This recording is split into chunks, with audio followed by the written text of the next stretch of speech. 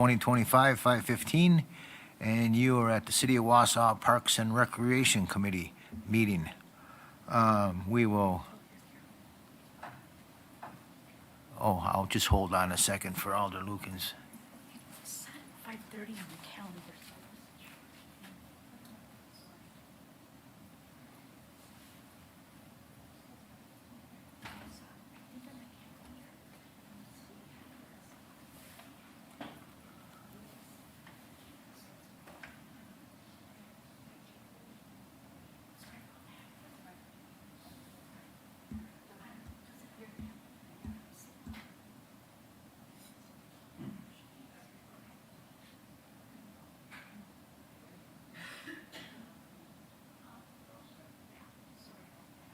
Okay, no problem.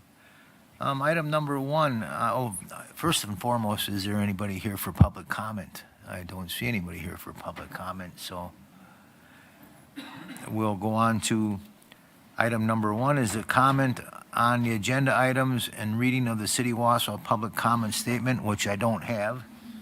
So we'll go on to item two.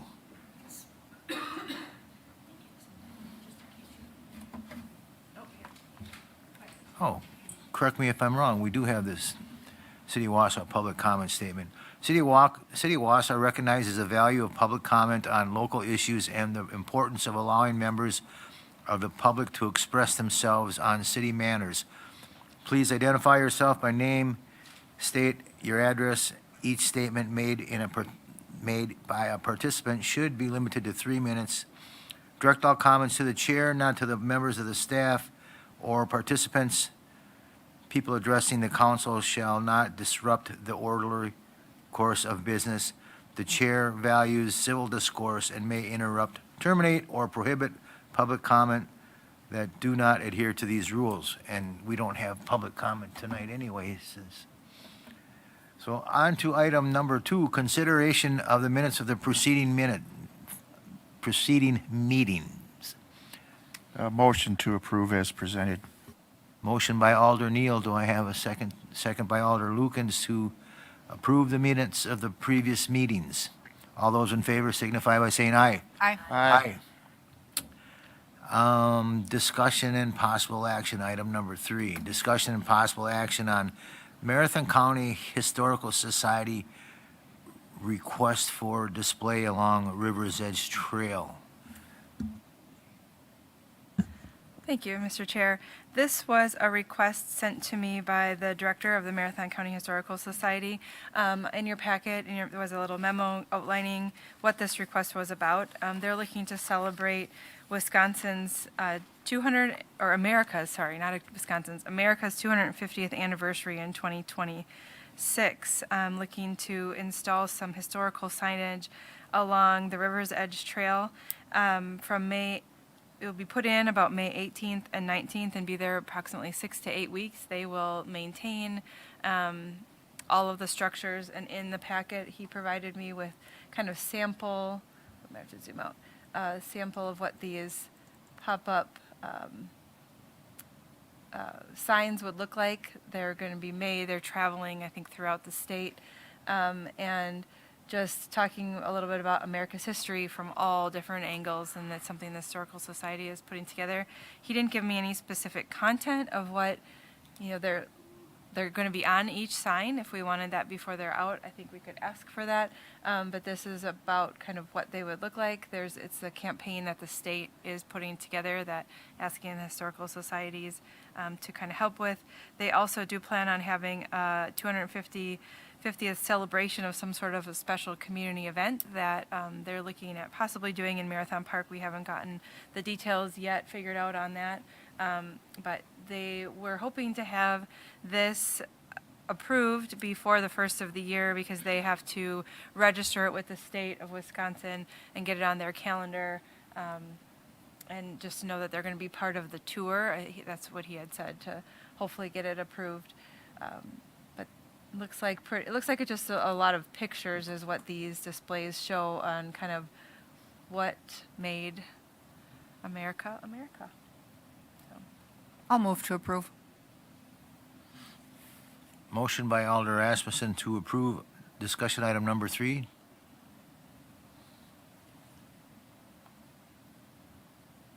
Yep, and Mr. Lukens. Alder Lukin, second.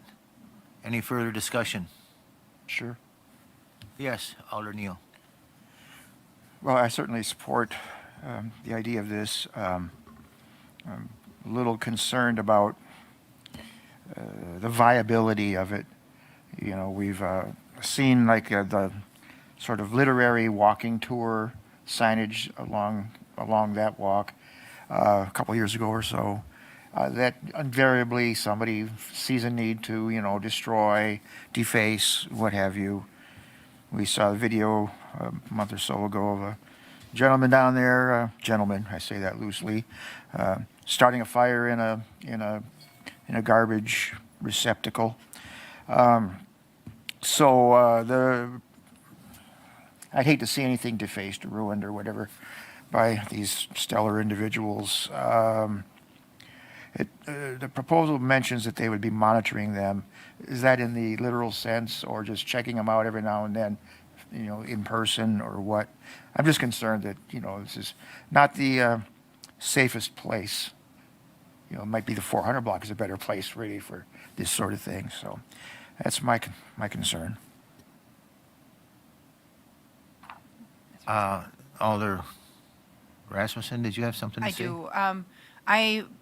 I think that if their goal is to monitor and maintain them, I think that, you know, whether they or whether, you know, one of our bike patrols or whether it's our, you know, park staff or whatever would notice that something had been defaced or damaged, I certainly think that they would report it back to the owner of the display, who could then choose to, you know, adjust or remove the item that's been damaged. I mean, I trust them to not only develop the content, but to place them.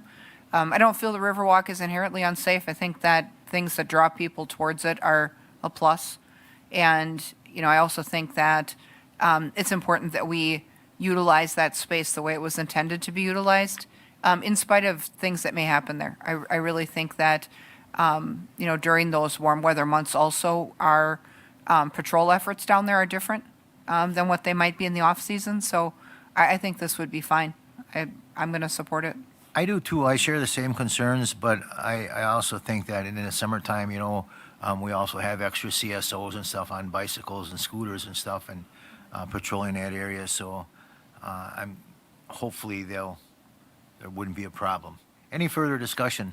Just one last thing, you know, not to be, you know, to have editorial, you know, control or anything like that, but I would maybe make suggestion to the Historical Society, you know, because some of the samples we see are, you know, to some people going to be inflammatory. Oh, here's our struggle for fair housing.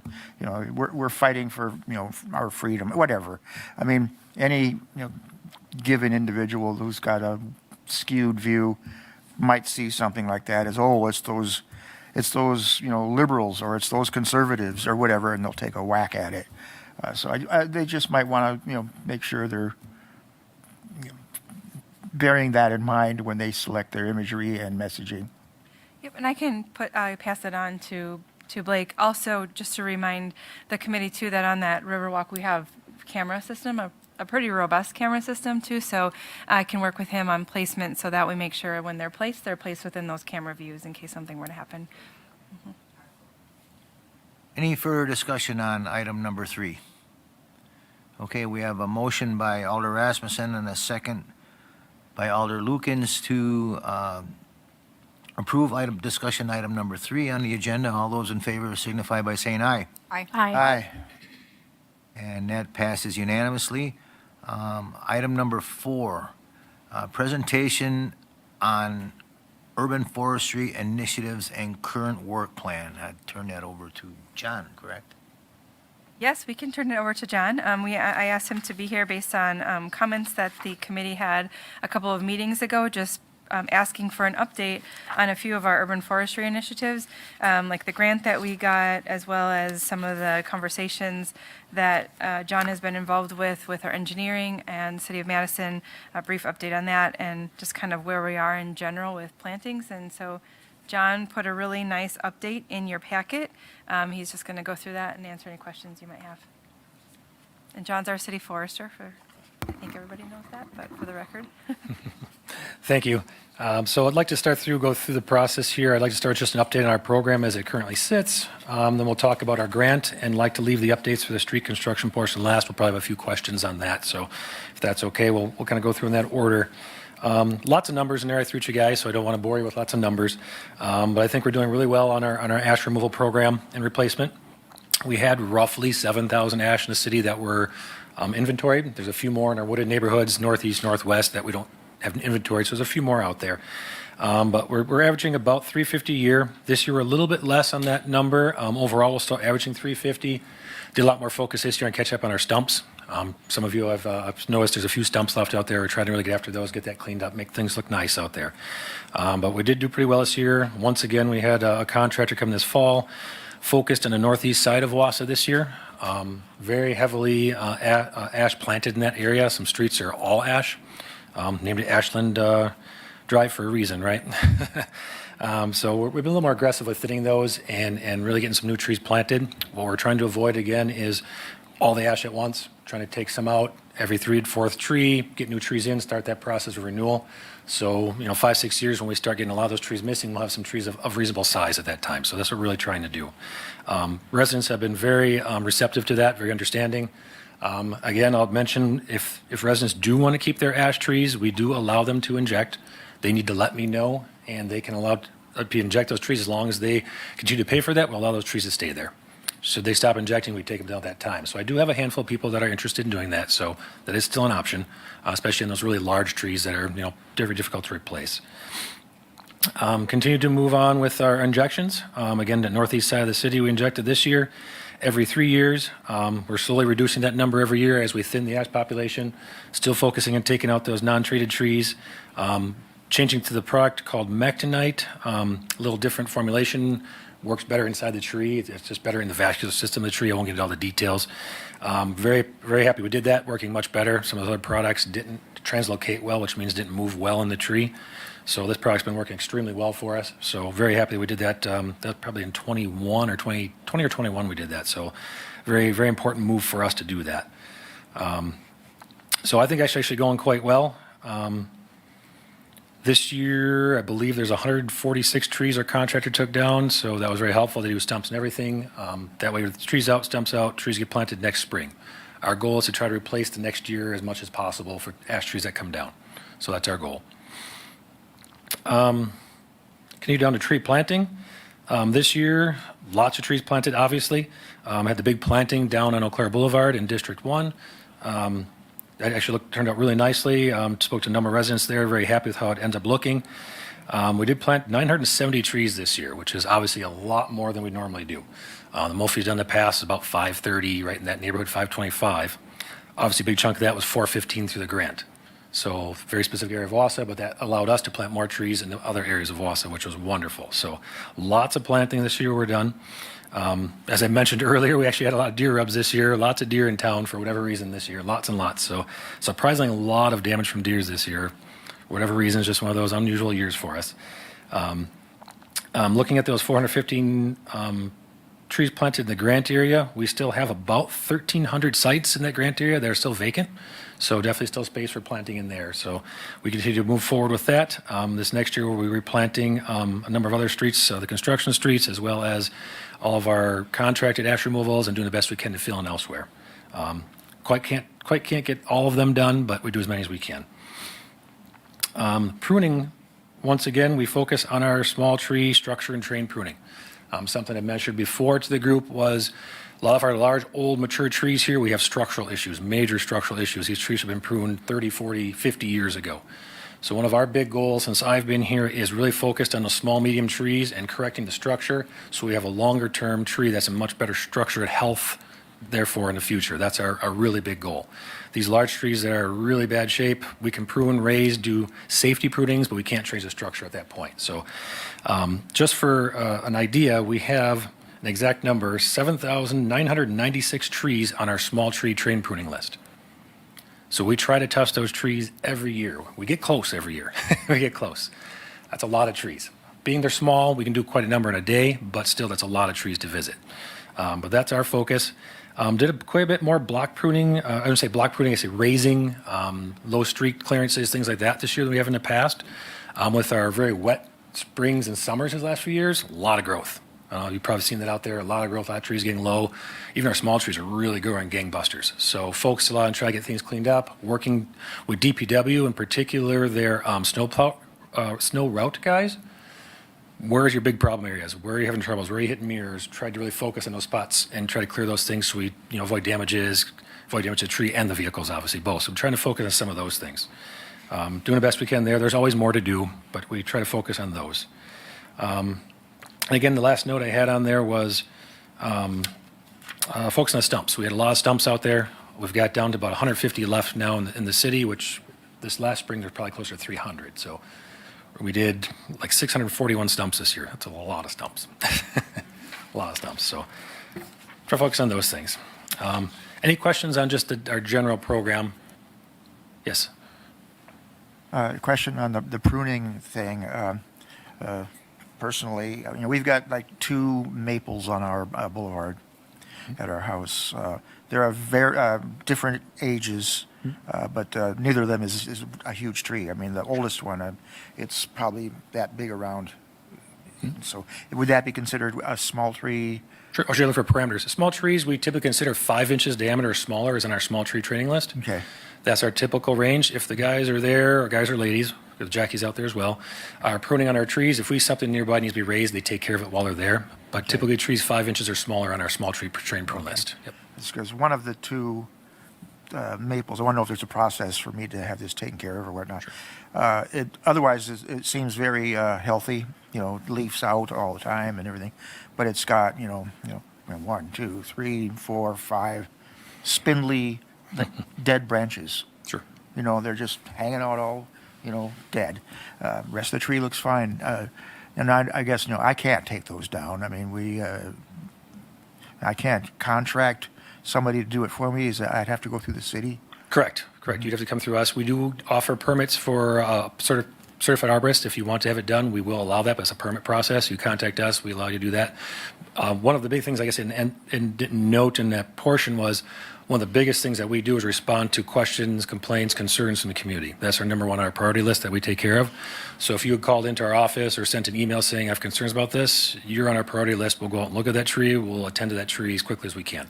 Okay. So that's something that we do. All right. Yep. And what kind of cost would that be to the citizens? There's no cost to citizens for the public trees. We take care of all that work. Okay. Yep. All right. Well, obviously, we'll inspect it. Some people ask for things that are not reasonable. Obviously, we won't do that. But if it's an obvious dead branches, some raising, we take care of those things. Sure. Yep. All right, thank you. John, can you explain, just for the committee, I think all of them know this, but I guess just for the record, for most of this work that we do here, we have 4 arborists, we have 2 horticulturalists. Correct. What other staff do we do, or how do we get this work done? I mean, we have a very small staff to get this work done, besides you going out, being the main person that Right. really is working with the community. Do we contract much of this out, or are we doing it mostly in-house as we have time? All pruning work we do in-house, so that's all done in-house. Winter time, we do a lot of our structural small tree train pruning, which is our horticulturalists, which obviously the flowers and stuff aren't going on in the winter. They do a lot of that work outside the snow, making snow, right? And in the summertime, our 4 arborists take care of everything. So we do have an intern that helps that's with one of our horticulturalists that will swap into doing some tree work at times as needed in the summer. But our 4 arborists will take care of all that work. The things we do contract out are our ash tree removal. That's that fall contract. And then we also do a spring contract that used to be a tree removal and stump grind contract. In the past, I've changed that to just stump grinding because that's what we can't keep up on. Our crew is very technical. They're very good at their job, so I want them doing the removals, doing the pruning, doing that work. Stump grinding is a necessary part of our job, but it's not technical, so we try to sub that out. So that's the way we change some things. So if there's no questions, then I'll move on you to... got more, okay. If no other questions on just the general portion, obviously it keeps us very busy, very obviously. Okay. So our grant portion, obviously, we got that $500,000 grant that we were awarded, which didn't get, I said that nicely, we were awarded. This last year, we actually started working on the grant. The big thing we did was a tree planting. So I put out a big RFP for tree planting, and it ended up coming out to a company that put trees in for us at a very good price. They planted 415 trees this year. So there was 235 in fall, and the balance was in spring. Spring, we kept it a little smaller. We wanted to make sure how things went, go through the process. It's the first time working with them. Whole process, we had our ups and downs. A few things we wanted to see changed. This fall, they came in and did a really nice job for us. So very pleased with that. Trees look really good. We had some tree mortality in spring. A number of specific species didn't make it through our last winter. It was a really weird winter. The warm's bad for trees in winter up here. They came through, warranted everything, took care of everything right down the line, so they did a really nice job. Very pleased with that. Went through, did nice plantings this fall. Things look really good, so we're in the process now of discussing extending that contract with them. We have some information. We're working back and forth with them, looking at doing that. With the DNR, the one species we can't plant are maples. Part of the stipulations is we cannot plant any trees that are more than 10% of our urban forest. So the only tree species we have that is like that is maples in the city of Wausau. So right now we can plant everything else until we break that 10% barrier. Then we can't plant that species. So we are supplementing. When we plant, we haven't been planting many maples because we have so many in town. As you mentioned, you had the Norways at your house. We have far too many maples. About 37% of our canopy is maple. If we get insect or disease like EAB or Dutch elm disease with maples, that's a big problem. Ash was about 18%. If you can see the difference, it's a lot more maple. So they don't want us planting those, but we still do plant some maples in-house, and the reason being is if we plant all non-maples for, say, 10 years, we have no new maples coming in our canopy. So we're going to plant a small percentage anyway, so we have some new recruits. That's what we're looking for. It's going to be a small percentage, but we're still doing that in-house. So we're interspersing in between our grant area with some of those maples and different species they aren't able to get. So we're doing that. Super excited. Most residents I talk to are very happy, very pleased to see trees. Always the people who don't want a tree. That comes up. But very happy with that. We've lost a lot, as I note, through storms. About 3 years ago, we had some pretty significant storms come through. Knock on wood, none this last year, none this year. That's wonderful. But we're just losing trees from those processes through EAB. That's helping us really catch up with our plantings because we're not able to keep up with our in-house planting. Private ash removal. We actually have so far, to this point, 74 private ash removed. We have a few more properties out there that are on a list. It's been extremely, extremely difficult to get people to apply. I'm not exactly sure why. They think there's a catch, there's something to it. So I think the issue is, but we'd have very difficult getting people to apply. So for your neighborhoods, if you're within the grant area, which is online, or I can send you the link again, really, really need people to apply. So when I go out, I put out handouts to people, I talk to people, when I talk to them, they're super excited. I think some people just don't really watch and pay attention to the news information coming out. We've been, on TV, we've on the radio, we've had through the city newsletter, we've had different things out there. It's just not everybody's getting the information. So any help that we can get from this group to your constituents would be really, really helpful to get that word out. Yes. Can I ask them a question? Okay, thank you. Does that mean on like a resident's property, their private property? That doesn't include the boulevard, like the piece between the sidewalk and the street? Correct. These are just private trees. We handle all the public trees. So it'd have to be in the grant area, but just the part of this is for private removal. It's resident owner occupants. It's not for businesses. It's not for rentals. It's for owner occupants is what we're trying to really help. So we have $100,000 geared specifically for that. I think we spent about $45,000 so far. So we have money available. And the people that we've worked with, super happy. They can't believe that actually there's such a thing. So it's very helpful. Mm-hmm. Alder Neal. Thanks. Well, also in our front yard, but in our yard, not in the boulevard, we have an ash that so far has been great. I mean, it seems to be, from top to bottom, completely healthy. What would be the suggestion for people like me? For people outside, you really have the two options, or it's three options really. One is just leave the tree until it gets to a point where it's infested and needs to be removed. That's an option. Two is to preventively remove it, so contact a certified arborist to remove it. Or you can actually have that tree injected, which you contact a private company as well to do that. That's kind of the three main options to do so. Unfortunately, outside the grant area, we can't provide any funding for that. So that's the big one for there. The people we worked with have been great. We had some news coverage of some crane removals and stuff, which was really, it's fun. I'll admit it, it's fun. But it's actually really important for our residents to help them. Some of these removals, I don't know how they would afford to be able to do that. So it's been really great. So yeah, 64,000, a little more than I thought. That was 45. So we have a little more money left in there. We have 3 years to use this money, so we still have 2 more full years to work with our residents to help get those trees down, make their properties safe. I have a question. So this money that's used for private citizens to get trees removed from their yard, is that correct? Correct. This is a grant through the WDNR, through the IRA, the Inflation Reduction Act. So this money is available through that. It's So not matching. who do they contact then to would a person reach out to you or? Correct. They reach out to our office, to the Parks office, and they get in touch with me. I go out and review, make sure they're in the grant area. If they're in the grant area, then review that they actually have ash trees, because people aren't always sure what they are. And there's some parameters they have to fit.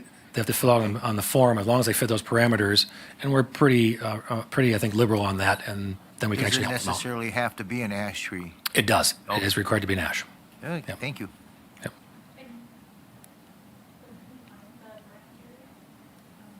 Yes.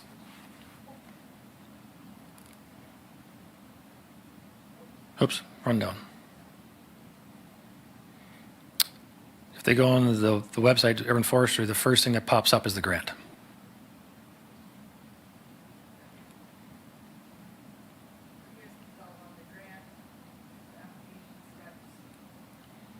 The map is here, where you can click on here. Yep. And then the guidelines, and then the application, and what they need to provide as far as access to the property is. They can fill out online, they can print it, or if they're not technologically savvy, if they just call us, I'll meet with them, get them an application. We can certainly do that. Yep, so. Map might come up. And the last one would be the school tree planting. This last spring, we chose not to do the tree plantings with the moving the schools, the redistricting, all that was going on. It was a lot to kind of fill into an envelope all at once. So I'm working with Rex over at the school district, who was a previous city forester. He's a tree guy as well. We are actually looking at this spring to do a few more schools than we would have normally, so we're still going to get that work in. So working in the schools, they'll be running a program. I'm going to basically supplement with the school district. They're going to handle working with the teachers, which Alder Lukens has actually been helping on that side, so I greatly appreciate that. Working with the teachers, doing some little programs, teaching the kids the values of trees, why we plant them, what hurts the trees, what they shouldn't do, what they should do, things like that, and then actually plant trees on those school sites. So like I said, we didn't do it this last spring because of the redistricting, all the things going on, but we will plan to do this coming spring for Arbor Day, Earth Day, kind of that time frame. So that's what we're looking to do. That'll actually be fun. Yep. So here's the map of the area that's included within the grant. So it's quite a bit, especially, I guess, right downtown area. And The north or the west central side is a very big chunk through there.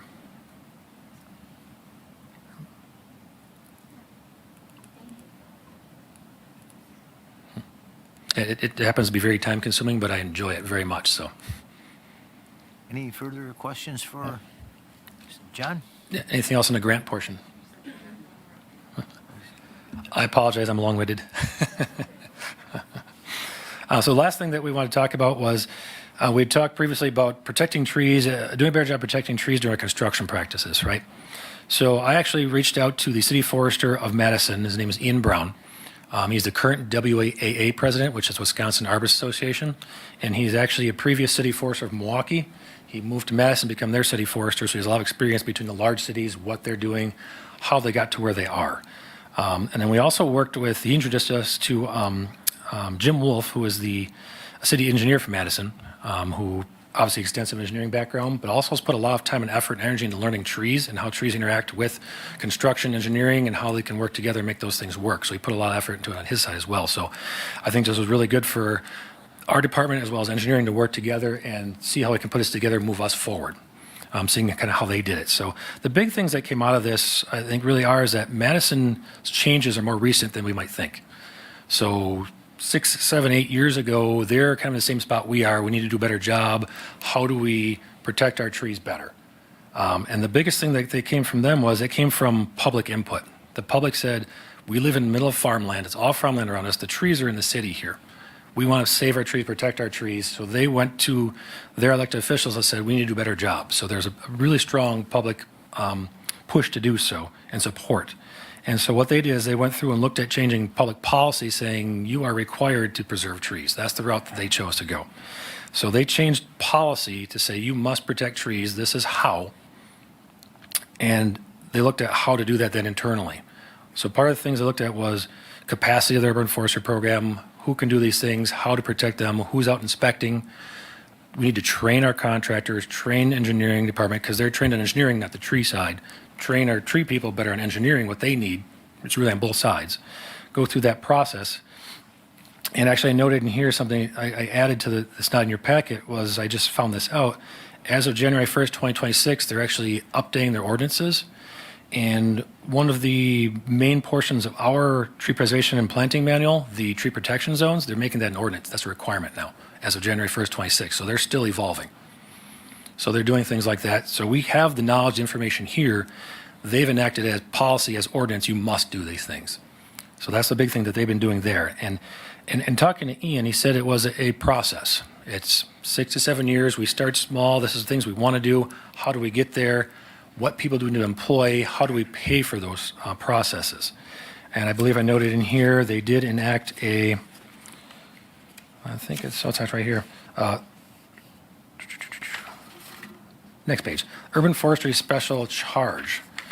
They use this to pay for those additional inspectors, to pay for that time and basically management of that program. Obviously, they're a bit larger than us, so they have a bigger program in general. But to be able to have those people out there to train contractors, to assess the work they're doing, to stop the work if it's going wrong, to all those processes, they need people out doing it. So that was a big portion of what took some time to figure out how to pay for that, what people they needed, how to get that done. They changed engineering specifications. That was a big process with them. They work around trees. They bend curbs. They change streets. They change widths of streets. These are all have to be approved through, obviously, a process.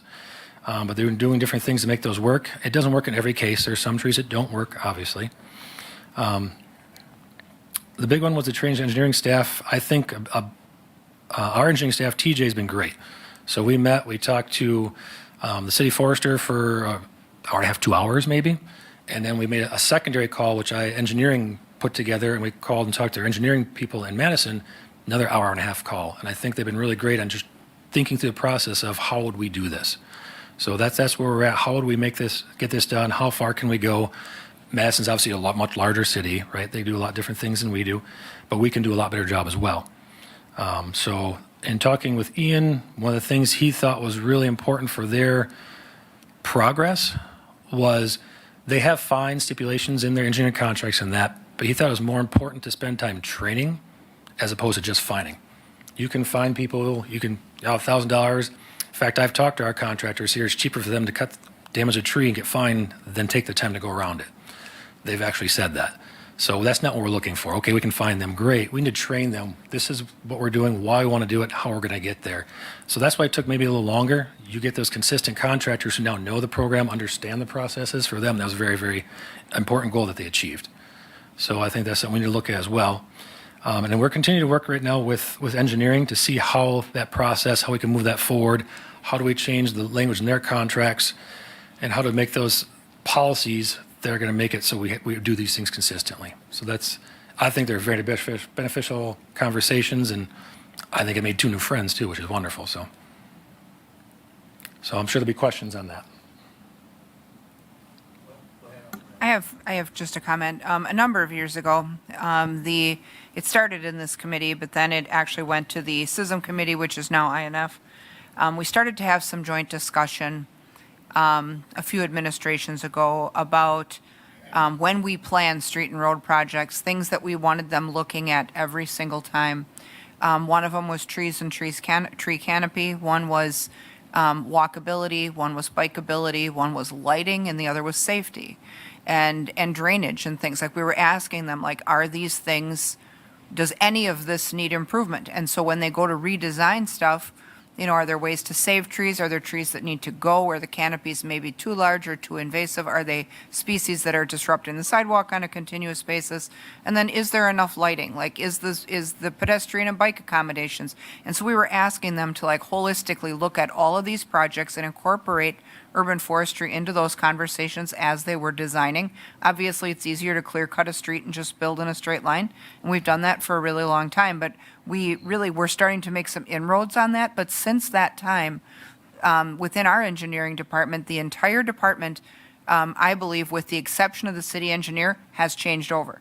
So I think that, and at the park department, a lot of your staff has changed over as well. So I think it's time maybe to start those discussions anew and, just start to get that holistic planning process. If they know what streets they want to rebuild and they take some time to look at all of those things, it's part of the reason we have the Bike and Ped Subcommittee, to make sure that stuff is the way we want it the second time around when we go to rebuild something, that we're not just rebuilding in the current configuration and then things that are not what we want or that aren't safe continue to stay that way. And this urban forestry thing, I think, should be part of that, those discussions. And so, it doesn't even necessarily need to be this committee and that committee, even though if something does need to be codified in terms of policy, that's where it would start. I do think the education piece is way more important than the penalty piece. By the time you go to penalize someone, the damage is done, right? So, if we want to be proactive about, being able to salvage trees that are salvageable, you also don't want to curve a street where a tree is 100 years old and then the next year it dies. So, you have to look at like what trees are viable to be a part of that, and then which ones will die as a result of the construction, because depending on where they cut, if they cut the roots, the tree is going to die anyway. So, I think they have to be well educated and plan like to save the things they know will have a high rate of success, and then maybe replace the stuff that won't. But I think those discussions happening in this building are super helpful. So, I don't know if we need to make a policy change, but if our staff can agree to do that as a matter of common practice, we may not need to codify that. And actually, something we've just changed a month and a half maybe now.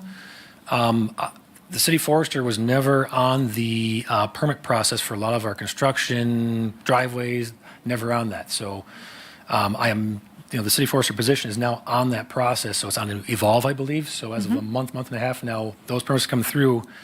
I see what's going on. Is there trees there? Here's what you have to do to maintain trees. So I'm on that process now. That is an important communication, I think, that we didn't have before. When we want to look at one example of that communication not being as robust as we would have wanted it, I'd had a former city forester reach out to me about the plantings that were done along the 52 Parkway and the tolerance of those trees to the salt and the whatever's happening there. The species that were used are not necessarily salt tolerant. They're not as healthy as they should be. And when they grow up, the height that they grow up to be, their canopy is going to interfere with Cobra head lighting. So, I think an ounce of that planning on the front end could have really saved us what I feel like is going to need to be some type of tree replacement at some point on that project that already was a sore spot. So, just that failure to engage urban forestry early on created that. And I think if we get our heads together, we can eliminate stuff like that. So, Alder Neal. Thank you, Mr. Chair. Well, first of all, thank you so much for your efforts. It's what I've been, hoping for a while, to get into a more active, state on this, subject. I agree. We do need to take a very holistic approach to, road work, construction, and whatnot. We have to always understand that, trees. It's not just an aesthetic.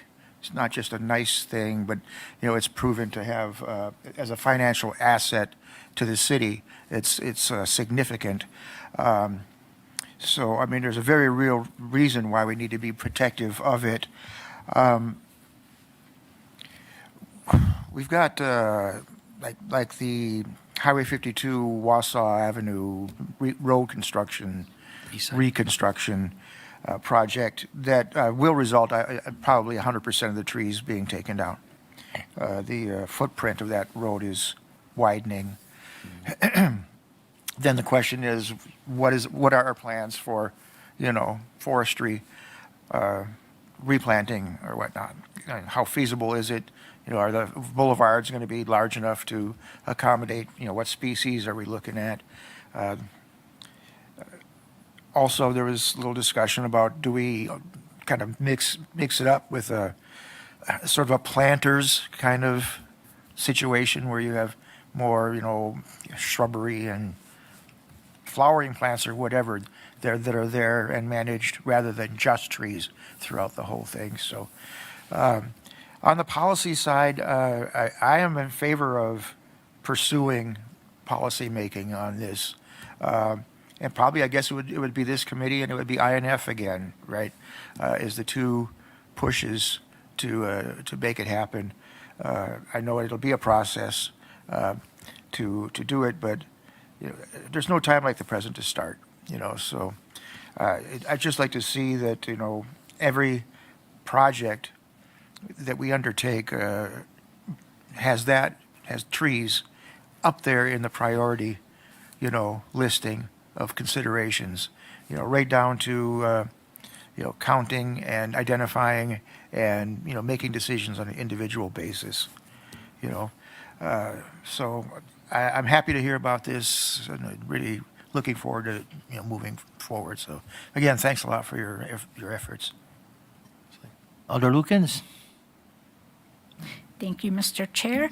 I agree. Thank you. Also, we've had a number over the last few years of conversations and interactions and tree work, and I really do appreciate everything that you do and your department does, both of you. And I know when Eau Claire Boulevard was done a year ago, there were, yes, a number of people who were extremely sad to lose their trees, and especially because of the shade that, they offer. So I, too, would be in favor of looking at policy because as, we continue to get warmer, in this area, they are very important. And so I think I'm really happy. I really appreciated when I was reading over, the agenda in the packet. I was really appreciative of the work that you did on that background. So I would too. I think that it's worth looking at that. And at least in District 1, I believe there are a lot of people that would be very much in favor of that as well. So thank you. Alder Neal? Thanks. Just to follow up on the policy thing, do you see the work that's been done by Madison? Do you see that as maybe not a complete template, but a starting template for how we might pursue our policy? I do. I think it's a template to work from. I think we need to adjust it to our community size and what we're looking for here. We might not be able to do all the things they're doing, but the basics of tree preservation, the things the tree is preserved unless it needs to be cut down, as opposed to it cuts down because it's easier, those types of things in policy, I think we can certainly go with those. Yes. Just one follow-up. Madison, our son lives down there, so we visit quite often, and I know it is a car-heavy community. I mean, you think we have cars on the streets. Parking down there, a lot of rental, a lot of street parking. Is there anything in that you saw that addressed any changes in parking policies, maybe one side only or whatnot, to maybe eliminate the need for widening of streets or some of the wholesale, destruction of trees we've seen? I've seen, there's definitely, we didn't get to all the details with Ian, but some of the things I did see was they did change some streets to one side only parking. Some streets, they actually had trees just on one side, so they narrowed one side of the street where they couldn't have trees, and have trees on one side, so done some things like that. They've also done things where there's a section of the street. They may have trees for partial of the area and parking on the rest. They've done some different things like that. So there's some options that way. Okay. No further discussion, and thank you, John. Thank you. We will move on to item number 4B, educational items. I'll turn it over to Ms. Polly. All right, thank you, Mr. Chair. And just to know, in your packet too was an article that goes along with the grant that John was talking about, so you can read that. It highlights all the different, or a couple different communities that received this grant. And then going to updates, so instead of doing a memo for each one of these updates, I kind of put them all into one memo. But I just wanted to follow up on a few things that the committee had talked about a few meetings ago. And I know some of these items the plan is doing in the spring. We were able to get some of it done now, and there will be some done in the spring. But we did install the 15-mile-an-hour speed limit signs along the east side of River's Edge Trail, all the way from, I believe we've gone all the way from Winton to the end of the New Peckham Way segment. I could be wrong from Wausau to Winton. I have to check on that. But I believe I included a map in your packet of, it's not a very good map, it's just a placement map that we use for our crews to install all the signs, but you can see it looks like it does go from Winton all the way to the end of Peckham Way. And that's on the east side. Then we ran out of signs, so we'll order some more, and then we'll put some of them on the west side, and we'll complete that as we complete some of those segments on the west side. Any questions on that one? No swimming signs have also been put up. Right now, they're put up at all of the established water access locations that we have, which include our boat landings, the ADA kayak launch at River Life, and along the River Life wharf. So it is like a pictograph of a swimmer with a line through it, so that it doesn't need to be read in any way. But those are up. So if you are out and about and you see any area where you think a sign like that is needed, for either the 15-mile-an-hour speed limit or the no swimming, just let me know, and we can assess it, or we can get one into that location. The committee had talked about at this time only putting those at the established water access places we have now, and not necessarily along, any shoreline of the river where someone could get to the water. So that's where they are at the moment. Mowing update. This was another thing that came up a couple of months ago when we had, I think Alder Watson had brought this up. We had an area that wasn't one that we were aware where there was milkweed, so it brought up the discussion of some plantings that were in area. So just as an overview for how we mow these areas that are only mowed once a year. So this doesn't talk about our whole mowing schedule and how we maintain all the parks and open space throughout the city, but this is just those those areas that are either drainage ditches, natural areas that just need to be knocked down once a year, channel banks, hard to reach areas that don't need to get regularly mowed, ditches or steep banks. So in these areas, they are all natural as well. So we haven't planted any of these areas with any type of vegetation. So for the most part, we don't check, the plantings within these areas before we mow them, because the idea of mowing them is to cut down the woody vegetation from overtaking that area and either becoming something that's hazardous or being detrimental to the function. If it's a drainage ditch and you get all this woody vegetation, it doesn't work properly as a drainage ditch, things like that. So if, something like the Schofield Park area that we had noticed has milkweed, we can move that to the back of our mowing schedule, but it isn't something that we typically look for at the moment. And I just wanted to put in there how we do this. So this type of mowing requires a larger tractor, which we have one of those, and it has a sidearm mower on it that we use throughout the county throughout the year, because it's also used at our county forests on ditches, and it's similar to what the highway does with their ditch mowing.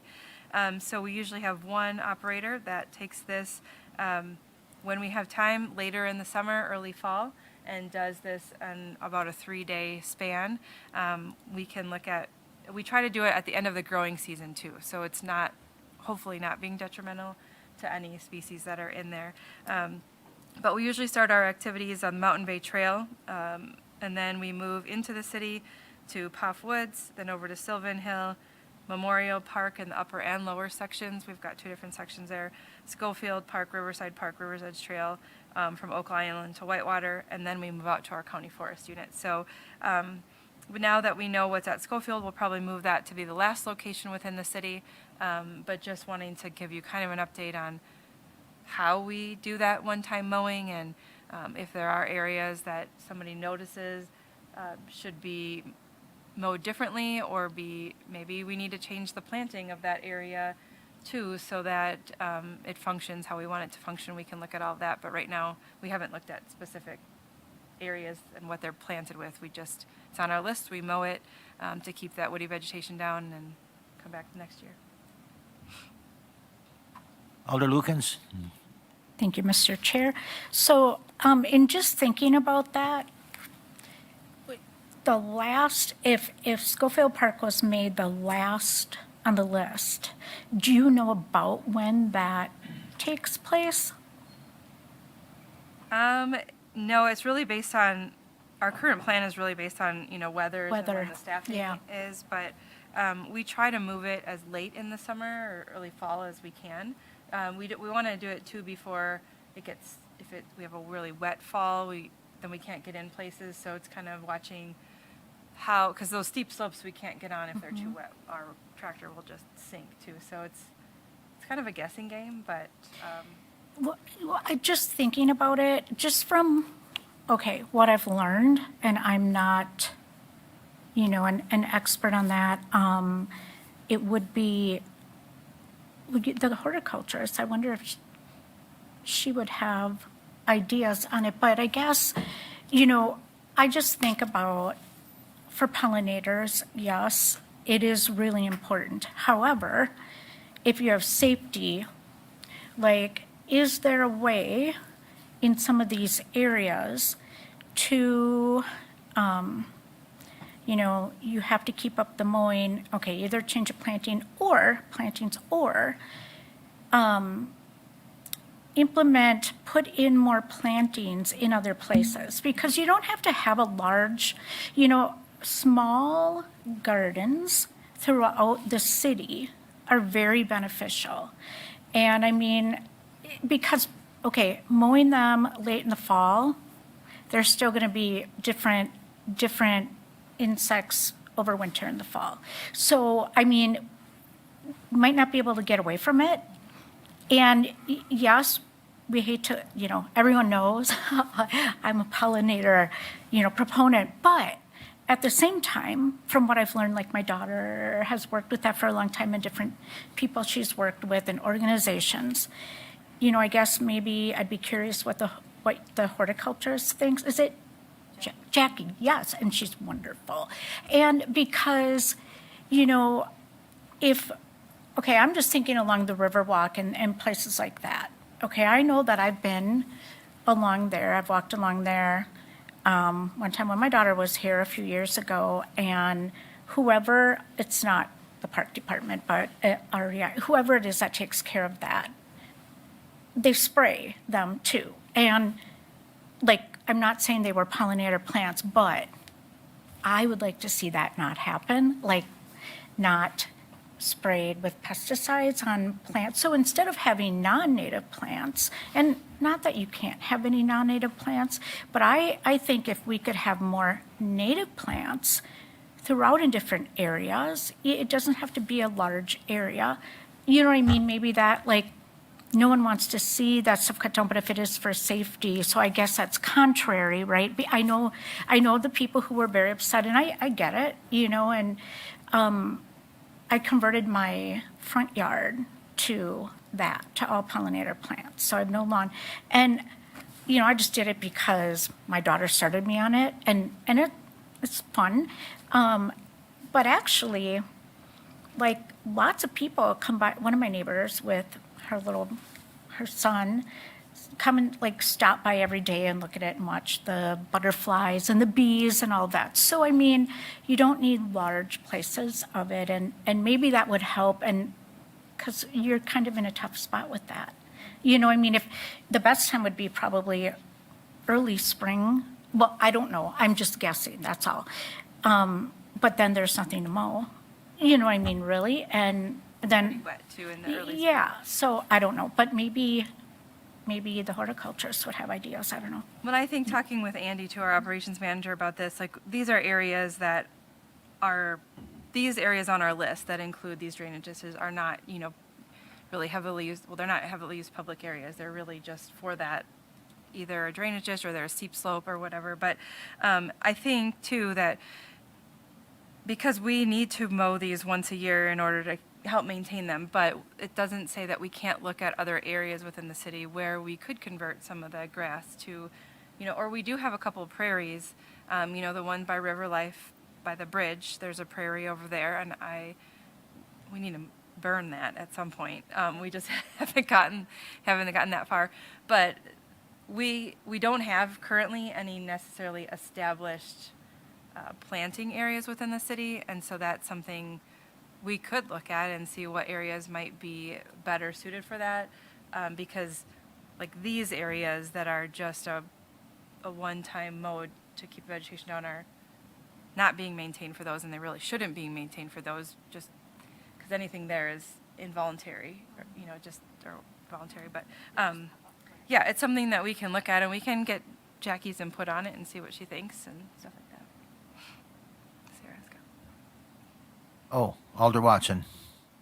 And I guess I I perceived from the I guess the hubbub about that particular mowing is that it just was sort of shocking. So I know like it's very unreliable. Like when it's not like May 5th we do all this mowing or whatever. But do you know like the week of? Like, is it a social media thing, or the like day before you're like, hey, get ready to lose the summer grass, and like just an update so people aren't walking by and seeing that crop done or something, or Yeah, we can try to put out a post for those for. yeah, I know When that those it may areas- not be the most titillating or viewed post, but I mean, in neighborhoods where people are sort of always walking by, it's sort of nice to know when that change is going to happen, and it's not just a shocker. Alder Rasmussen? Thank you. So this started originally, the Schofield Park situation, which is in my district, started with milkweed because it's monarch sustaining. Do we know approximately when the monarch season technically ends? I mean, if we're going to try to, it's naturally occurring milkweed, and it seemed to me that it was late summer when the mow occurred, which is when, the upset things happened, yes. And so, moving that particular mow to later in the cycle or towards the end will really solve that immediate problem. I do agree with being more intentional about, planting some pollinator things and, or using urban prairie. I think that, where we can do that and utilize those techniques, I'm all for that. But I really do think that, I agree with Sarah. I think part of the issue with the mow at Schofield was just the shock of it, because that particular individual that posted about it had been collecting that milkweed and was raising monarchs with her children and was using it as a food source. So, that said, I think just moving that mow, knowing that that's monarch sustaining, whether you're taking that milkweed and using it for your own educational purpose or whether the animals are just naturally, or insects are naturally feeding on it, I think towards the end is going to solve that. I don't know that we need to spend a ton of time on, the park mowing situation if it's something that happens once a year. That one was just a problem because of the monarch situation, so. Right. Right, and I feel like it was maybe August when this happened, because everything was still really green when it went down, so. But yeah, I mean, once they get towards the, point of maturity where they're even starting migration, there's no reason not to mow at that point for that stuff, right? So, Alder Neal. Yeah, well, I recall that during that whole dust up, that, the word was that the milkweed is utilized right up to basically the day they leave, because they really, fuel up for the trip. So, I mean, that could even be observational. I don't know if they are on a strict calendar, but, we should be aware of that and make that, our gauge for doing anything. Just, pay attention. Also, years ago we had that, kind of no-mow in the parks, various selected areas in parks where we went natural, and it didn't really fly really well with a lot of people. I thought it was great. didn't go well. Do we envision any kind of a scaled back kind of similar thing, though? I mean, like out there on Oak Island, there was like a large area on Oak Island, and I think people were afraid that, they were going to be attacked by coyotes coming out of the grass or something. I don't know. But, it seemed like one logical kind of prairie area that, it's out there in the middle of nowhere between the playground and the baseball field, that might be one place to, let's just call it, prairie, a prairie, project or something. Maybe people will be less apt to be all harumphy about it. But any other candidates you see in our city limits for that kind of thing that maybe won't be as controversial? We can definitely look. I'm sure there are areas that we can definitely look at. I mean, anything we can take out of mowing. Yeah, John, come on. Anything we can take out of our mowing and turn into prairie. Sure. I mean, at the time, that We was could do that, that too. was a consideration. Was you could save X% on our mowing by doing this, and also it has beneficial, like bringing back native grasses and plants and whatnot. Yeah. So We can identify maybe a few test spots even. I mean, we have the one prairie, like I said, by River Life, which we really haven't been maintaining. It's kind of was put in, and I mean, we maintain it. It gets mowed like it's supposed to, but it's to the point where we should be doing a burn every so many years. We've got a couple areas like that. We've tried to work with the fire department. There's just such a small window of when it's safe to burn, and we keep missing it. I know Alder Peckham, when he was on the Parks Committee, was trying to help me talk with the fire department, the DNR, and that window never ever happened for us. So, John, what do you have? Okay. John, go ahead. Thank you. Just to mention the burn thing, we almost got it done this last spring. The weather just wasn't conducive, and then everything just sprouted. And, Yeah. So we're working at that. The fire department actually would really like to do that burn with us. That actually helps with their training, so it helps on both sides. So as far as the pollinators, and specifically the milkweed, I do currently have a homeschool group that is looking to do a project with us and working on milkweed. So I've been working with Jackie a little bit. They came out and did some work out in JoJo's Jungle where we have the butterfly garden. It's actually being taken over by milkweed. We're actually pulling the milkweed back a little bit because it's pretty aggressive. But they're actually looking for a place to work and do something with pollinators, specifically with monarchs. So we are discussing some options, some ideas. So maybe Schofield or some other areas that we can find that make sense. We have a group that's actually interested in doing some of that work with us. So thought I'd put that out there as well, something we'll continue to discuss. Great. All right, thank you. Item D. Okay. Yes, item D, some progress so last year, in September, when our committee here was discussing about whether you were going to stay a city committee or whether we were going to just have the park commission, and then we were working on the intergovernmental agreement, we had you as a board and the city, I don't know if I ever went to city council, but you as a parks committee voted to keep the parks committee as a standing committee for the city. And then, there's been some discussion on the park commission and making sure that it's worthwhile for everybody that's on it from both the county, the city, and the member at large of what we're working on. So I had mentioned last year as a proposal is to develop a county park committee, and then the city county park commission would remain intact but only meet quarterly or as needed for policy items, such as budget, big projects, or function of our department as far as scope of services, stuff like that. But then anything project related, city would come here, anything county would go to the county, kind of how it had been over the years and got mumbled. But anyway, so where we're at with that is that has, because our county commissions are through Chapter 2 of the county ordinance, and that goes through the Rules Review Committee. They meet every year about this time, multiple times, to find out new rules that they want to propose to the new incoming county board that will be seated in April. So this afternoon, they had their second meeting to talk about this. I did put in a proposal, basically doing exactly what I said is our forestry rec committee meeting that I have already on the county side that really dealt with more county forests. The proposal is to make that a Parks, Recreation, and Forestry Committee that would deal with county park stuff. And then the Park Commission would change to it would not change. It would still be the Joint Commission as it is per resolution since 1974, but it would meet quarterly or as needed for those policy-related functions. And so they did pass that today at the Rules Review Committee. It will be a recommended change going forward in April. Wanted to bring that to you as an update in case you have any comments, suggestions, or want more information on it. I'd be happy to. I think I did put in your packet the proposal I had given to the Rules Review Committee with kind of what that structure looks like. So it wouldn't take place until it's voted on by the new county board, so it would go into effect most likely in May of 2026 if it's passed by the new county board. And then we can talk about meeting times and schedules and stuff like that. Cool, thank you. Yeah. Alder Neal, do you have? Thank you. Regarding that, is that kind of a unilateral type situation where the county board, chimes in and votes on? I mean, how does that affected by our contractual obligations?